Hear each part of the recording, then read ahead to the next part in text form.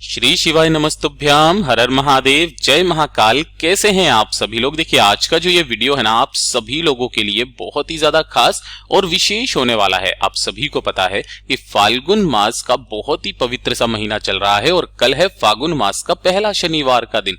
आपको पीपल के पेड़ को छूकर अपने हृदय की बात, अपनी इच्छा 3 बार बोलनी है, चाहे कितनी भी बड़ी मनोकामना क्यों ना हो, आपकी पूरी जरूर होगी। पूज्य गुरु जी की कथा से सुनकर के और समझ करके पूरे उपाय को बड़े ही विस्तार से बताऊंगा, परंतु उससे पहले आप सबसे एक छोटी सी प्रार्थना कि जो लोग पहली बार आए हैं चैनल को सब्सक्राइब जरूर कीजिएगा और वीडियो को लाइक करके देवादिदेव महादेव जी का कोई सा भी प्यारा नाम कमेंट बॉक्स में लिखना मत भूलिएगा। इस पूरे वीडियो के अंदर हम 3 महा उपायों के बारे में बात करेंगे जो कि आपकी अलग अलग कामना पूर्ति के लिए सिद्ध होंगे। पहला उपाय आपकी मनोकामना पूर्ति के लिए होगा। दूसरा, अगर आपकी किस्मत साथ नहीं दे रही है, दिन उल्टे चल रहे हैं, शनि के कारण कोई भारी रोग हो गया है, शनि की ढैया चल रही है, घर में कुछ भी अच्छा नहीं हो रहा है, कोई ना कोई शत्रु है जो आपका कुछ ना कुछ बिगाड़ना चाहता है, उन सभी के उपायों के बारे में आज के इस वीडियो में हम बात करने वाले हैं। सबसे पहले बात करेंगे पहले वाले उपाय की। देखिए पहला वाला उपाय किन लोगों को करना है, ये होगा आपकी मनोकामना पूर्ति के लिए। अगर आपकी कोई हृदय की बात, कोई इच्छा अधूरी है, वो इच्छा आपकी पूरी होने का नाम ही नहीं ले रहे हैं, आपको लग रहा है देवादिदेव महादेव जी सुन ही नहीं रहे हैं, उपाय कर करके आप थक चुके हो, तो पीपल के पेड़ को छूने वाला उपाय इस शनिवार के दिन करना बिल्कुल मत भूलिएगा। देखिए आपको करना क्या है, इस वाले उपाय के लिए समय का खास करके ध्यान दीजिएगा, ध्यान से सुनिएगा। शनिवार के दिन आपको लेना होगा इस तरीके से गुड़। कितना लेना है, मात्र 1 टुकड़ा आपको गुड़ का लेना है। छोटा सा आपको 1 टुकड़ा ले लेना है, ज्यादा बड़ा नहीं लेना है। इसी के साथ आपको लेनी होंगी थोड़े से काले तिल। पूज्य गुरुजी ने इसकी कोई संख्या फिक्स नहीं बताई कि आपको कितने काले तिल लेने हैं। आपको 1 चुटकी आपको काले तिल ले लेने हैं, इससे ज्यादा नहीं लेने, चाहे 15, 20, 25 जितने भी दाने आए। उसी के साथ में आपको चाहिए होगा थोड़ा सा कच्चा दूध। ठीक है, अब ये जो कच्चा दूध आप लेते हो ना, ये किसका लेना है, आपको गाय का कच्चा दूध लेना है। ये चीज ध्यान रखना, बहुत पवित्र होता है। और इसी के साथ में आपको 1 स्टील का लोटा। देखिए इस वाले उपाय में आपको तांबे का लोटा अवॉइड करना है, नहीं लेना है। इसके अलावा जो लोटा मिल जाए वो वाला लोटा ले लीजिएगा। ठीक है, और इसी वाले लोटे के अंदर आपको पहले थोड़ा सा जल भरना है और जल भर के जो भी आपने थोड़ा सा 1-2 चम्मच कच्चा दूध लिया है वो इसे भर लेना। अगर आपके पास में पर्याप्त मात्रा में दूध है तो कोशिश करना आप पूरा का पूरा लोटा जो है वो अपने दूध से भर दीजिए। ठीक है ना, जो भी आपने गाय माता का दूध लिया है। इसके साथ में आपको लेना होगा थोड़े से जो काले तिल लिए हैं वो डाल देना और 1 गुड़ का टुकड़ा भी इसी के अंदर डाल देना। ये तो आपने कलश तैयार कर लिया। इसी के साथ में आपको तैयार करना होगा एक दीपक। जो दीपक आप तैयार करोगे वो करोगे आटे का दीपक, है ना। अब जो आटा भी लोगे, देखिए या तो आप गेहूं का ले लो तो वो तो नॉर्मल सी बात है, अगर जौ के आटा मिल जाए, है ना, गुरुजी ने कहा जौ का आटा मिल जाए तो बहुत अच्छी बात है। जौ का आटा थोड़ा सा लगाना, इस तरीके से आपको दीपक बना लेना है, जैसा भी आप बनाना चाहो। लेकिन दीपक के अंदर जो बत्ती लगाओगे ना, वो लगाओगे आप गोल बाती। ठीक है, और इसके भी अंदर जो भरोगे आप, वो किसका घी भरना है, आपको गौ माता का घी ही आपको इसके अंदर भरना है। मैं यहां लिख देता हूं, गाय का घी।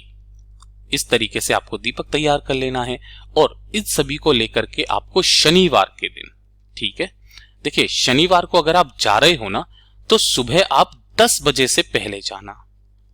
ठीक है, और अगर 10 बजे तक नहीं जा पा रहे हो तो फिर आपको शाम को 4:30 बजे के बाद में जाना है। शाम को, है ना, के बाद आप कभी भी इस उपाय को कर सकते हो। अब ध्यान से सुनिए, कहां पर जाएंगे, किसी भी पीपल पेड़ के पास। जैसे ही आप यहां पर पहुंचेंगे, सबसे पहले आपको पीपल के वृक्ष की तरफ उत्तर दिशा की तरफ मुंह करके खड़े हो जाना है। जो आपने एक दीपक लिया है उस दीपक को आपको यहां पर प्रज्वलित कर देना है। जो भी आप काले तिल लाए हो ना, उसमें से चुटकी भर काले तिल का आपको इसके नीचे आसन जरूर लगा देना। जमीन पर मत रखा कीजिए, आसन जरूर लगा देना इस वाले दीपक के नीचे। किसका, गोल बत्ती का दीपक जो आपने बनाया है, प्रज्वलित कर दिया। प्रज्वलित करने के पश्चात आपने जो एक लोटा लिया है जिसके अंदर सब कुछ समर्पित है ना, आपको वो सारा का सारा जल जो आपने लिया है वो पीपल पेड़ की जड़ों में आपको समर्पित करना है। किनके नाम से, पिपलेश्वर महादेव के नाम से। पिपलेश्वर महादेव के नाम से समर्पित करना। धीरे धीरे करके समर्पित कर दिया। समर्पित करने के पश्चात इस पेड़ की आपको करनी होगी 7 परिक्रमा। ठीक है, और 7 परिक्रमा करने के पश्चात जब आप वापस अपने यथास्थान पर आएंगे ना, अपने दोनों हाथों को आपको सामने की तरफ निकालना है, बाबा से विनती करते हुए अपनी कामना उन दोनों हाथों को अपने हृदय से लगा करके अपनी कामना कहनी है, और उन्हीं दोनों हाथों को आपको उठा करके ये पीपल का जो वृक्ष है, इस पीपल के वृक्ष को छू करके अपने हृदय की बात इस पीपल के वृक्ष को छू करके कह देनी है।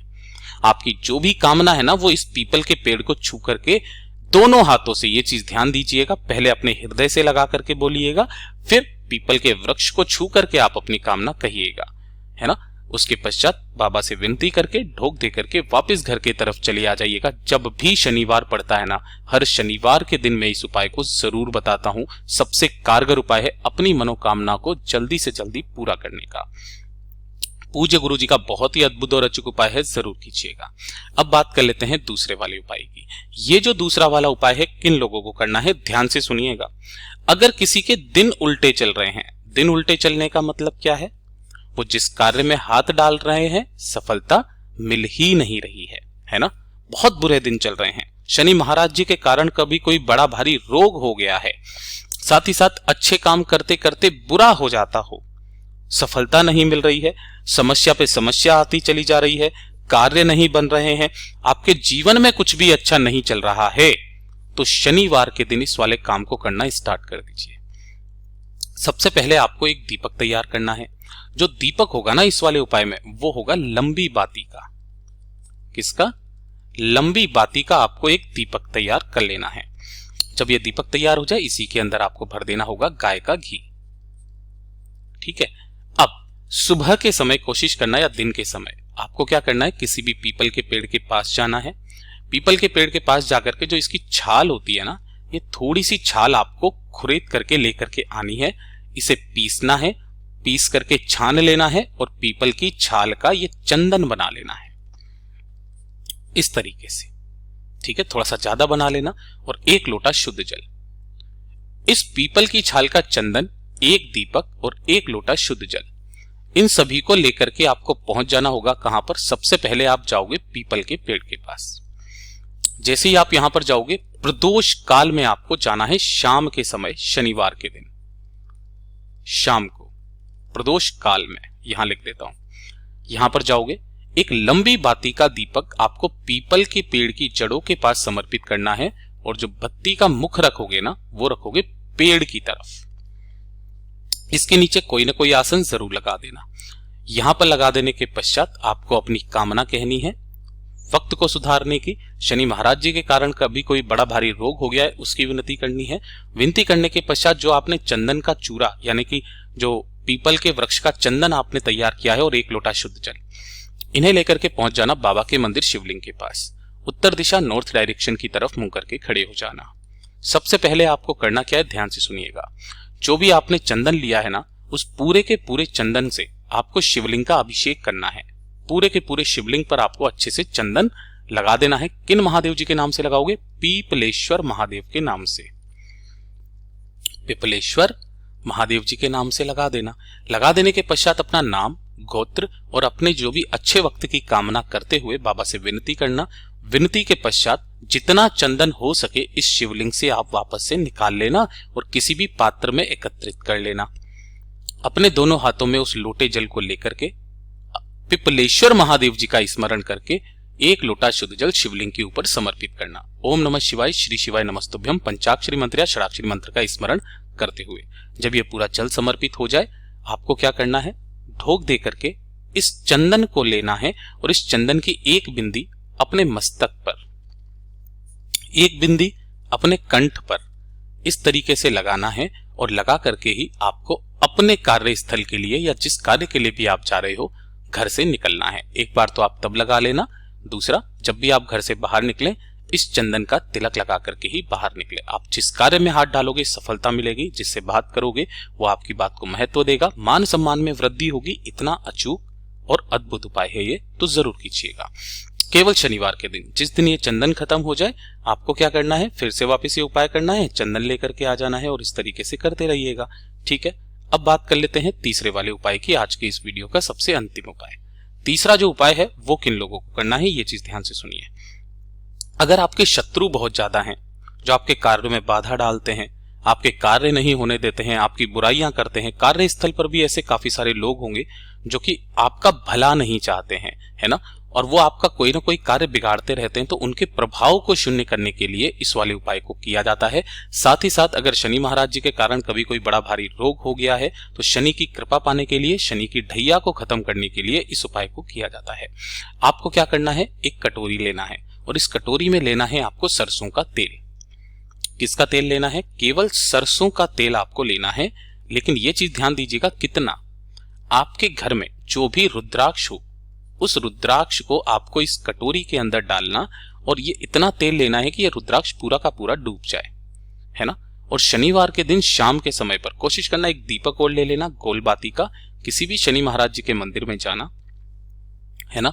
सबसे पहले एक जो दीपक आपने लिया है वो दीपक लगा देना। जो कटोरी में आप तेल लेकर के आए हो ना, ओम शनि शनिश्चराय नमः मंत्र का स्मरण करते हुए आपको शनि महाराज जी के ऊपर ऐसा का ऐसा ही समर्पित कर देना है। समर्पित कर देने के पश्चात जो भी रुद्राक्ष नीचे की तरफ आकर के गिरेगा उसे उठाना, धोकर के अपने घर के मंदिर में सुरक्षित रख देना, ठीक है। वहां से थोड़ा सा आपको तेल जो उनके चरणों पे लगा हुआ रहे, उस तेल की एक बिंदी अपने मस्तक पर लगानी है, शनि महाराज जी से कामना करनी है और कामना करने के पश्चात वापस घर की तरफ चले आ जाना है। 2 से 3 शनिवार करके देख लीजिएगा, आपके जितने भी शत्रु होंगे वो आपसे हार जाएंगे, उनका प्रभाव हमेशा के लिए आपके जीवन से शून्य हो जाएगा। पूज्य गुरुजी का बहुत ही अद्भुत और अचूक उपाय है, जरूर कीजिएगा। जैसा पूज्य गुरुजी ने अपनी कथा में बताया वैसा आसान भाषा में आपको बताने का संपूर्ण प्रयास किया। वीडियो पसंद आया हो तो लाइक जरूर करना, चैनल को सब्सक्राइब जरूर कीजिएगा। मैं आपसे मिलता हूं अगले वीडियो में, तब तक के लिए ओम नमः शिवाय, जय महाकाल।